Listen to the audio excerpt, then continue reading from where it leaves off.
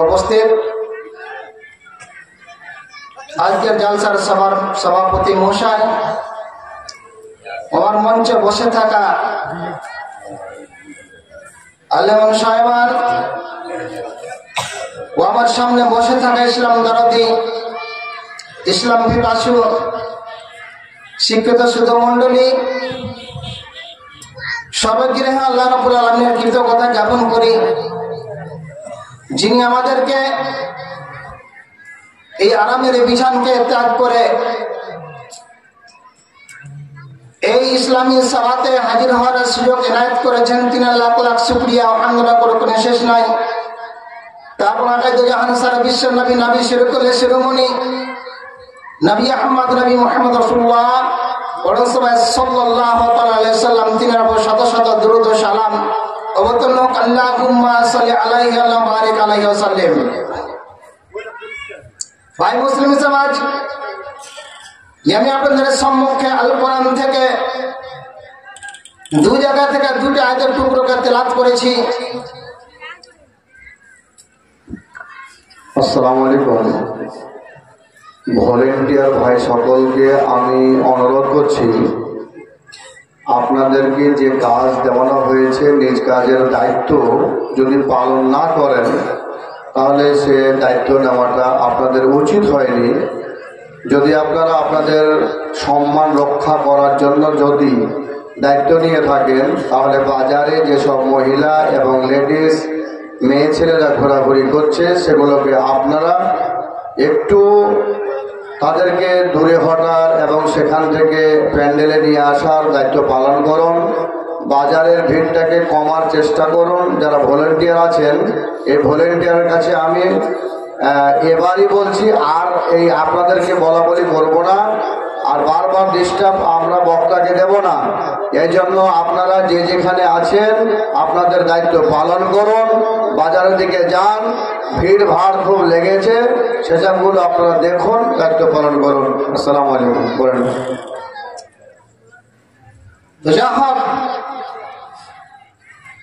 যে আপনাদের সম্মুখে আমি তিন জায়গা থেকে তিনটে আয়াতে একটু তেলাওয়াত করেছি ইনশাআল্লাহ রহমান, এবং সহিহ মুসলিম শরীফ থেকে এখন হাদিস পরিবেশন করেছি। আল্লাহ রাব্বুল আলামিন হাদিস এবং কোরআনকে সামনে রেখে যেন বলেন আমাকে তৌফিক এনায়েত করুন, আপনারা যেন শোনার জন্য তৌফিক এনায়েত করুন। আল্লাহুম্মা আমিন।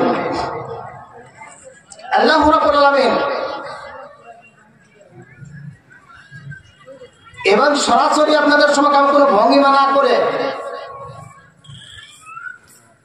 এই আমি সে আয়াতের দিকে আমি চললাম, যেহেতু হাতের সময় খুব কম, 1 ঘন্টার টাইম দিয়েছেন সভাপতি মশাই সাহেব,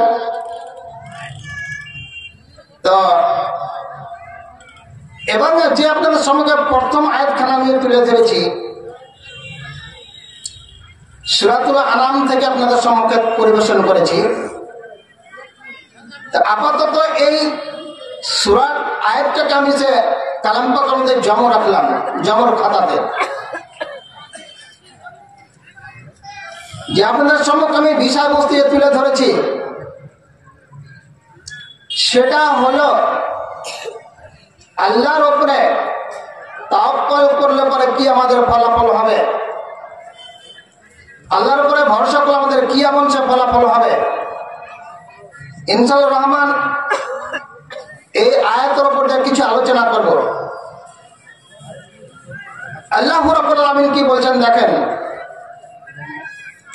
রব্বুল আলামিন সে বললেন কথা যে হযরতে আলী রাদিয়াল্লাহু তাআলা আনহু নবীর সে জামাতা আলী রাদিয়াল্লাহু তাআলা আনহুর কাছে একজন ভিক্ষুক এসে মানে সোয়ালি করলো, জিকির করলো যে ইয়া আমিরুল মুমিনিন, আমি সে মানে ক্ষুধার অবস্থাতে আছি, আমি অনাহারে আছি, তো দয়া করে যদি কিছু মানে খাবার থাকে কিংবা কিছু পয়সা করে আমাকে দান করুন আল্লাহর রাস্তায়।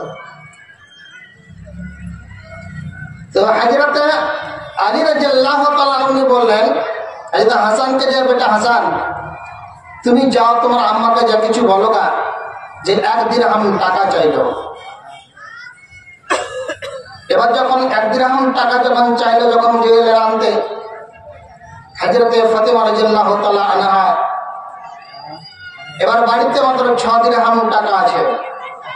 সে টাকাটা হলো কি আজকে রেশন কেনার জন্য, সে মানে ডাল চাল কেনার জন্য সে ব্যবস্থা করে রেখেছে, মানে হাটের দিন সে ব্যবস্থা করে রেখেছেন। এবার যদি 1 দিরহাম দেওয়া যায় তাহলে মানে ওটা কিনা সমাজ এরকম আনবে, সমাজ অচুরটা না ঘটে যাবে, পূর্ণ হবে না।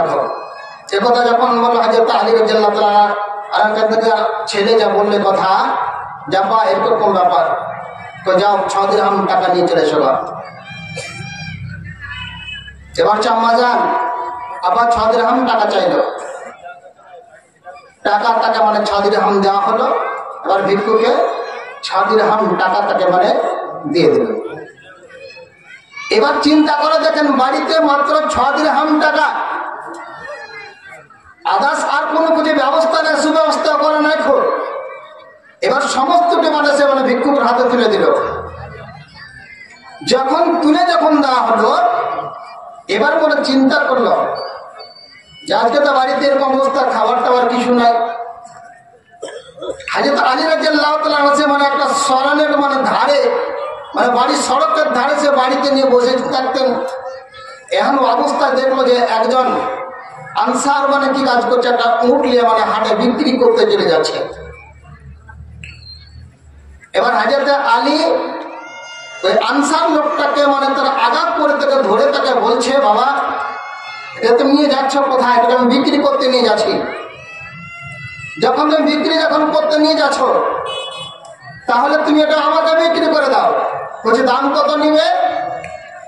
বলছে দাম হলো 140 দিরহাম হলে আমি তাকে আমি দিয়ে দেব। এবার দামটা চুক্তা করা হয়ে গেল। চুক্তা করার পর এবার হযরত আলী রাদিয়াল্লাহু তাআলা উটের লাগাম খান ধরে বাজার দিয়ে খাড়ো করল। এবার যখন খাড়ো করলো, গ্রাহক এসে মানে হাজির হয়ে গেল, কত দাম নিয়ে বাবা? বলছে কত দাম, কত নাম, এই কত মানে উটটা মানে 200 দিরহামে বিক্রি হয়ে গেল। বলো আলহামদুলিল্লাহ। এবার কি কাজ করলো, তখন যে মানে যে উটের যে মালিক, ওকে কি করলো, 140 দিরহাম তাকে মানে দিয়ে দিল। বাজে কত দিরহাম? 60 দিরহাম বাজে। এবার তখন 60 দিরহাম টাকা তখন হযরত হাসানকে দিয়েছে, যাও তোমার আম্মাকে দিয়ে দাও। এবার হযরতে ফাতেমা জোহরা রাদিয়াল্লাহু তাআলা আনহা উনি কি বললেন, যখন টাকা পেয়ে গেলেন 60 দিরহাম টাকা দেখে অবাক হলো। ছিল আমার কাছে 6 দিরহাম, এবার হয়ে গেল কত দিরহাম? 60 দিরহাম। এত টাকা পেলে কোথায়?